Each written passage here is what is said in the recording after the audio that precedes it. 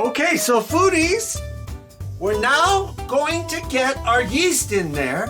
So we have our starter, or a sponge as they like to call it. We have our flour in, we have our liquid in, and now I'm going to put some more yeast, and it's going to take a teaspoon and a quarter, okay? So here I have 1 1/4 in here. And then all we have to do is close the lid, and we have to start the kneading process, okay? So what I'm gonna do is kind of cut in front like this and then come over here. We're going to turn it on now so that it can do its thing. So now it's starting to mix up everything, and this is where you look at it and you let it get it mixed real good.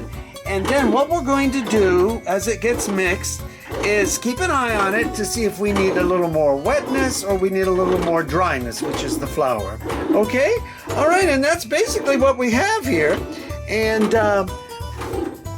as I like to say, let the hard work be done by the machine. Save your wrists, because the older we get, it's harder to do. Okay, so this is Peter Carpizzos, and we love you all. Thanks for sharing and subscribing. And we're making Pane Toscano today, or Tuscan bread. This is Pete out. See you later.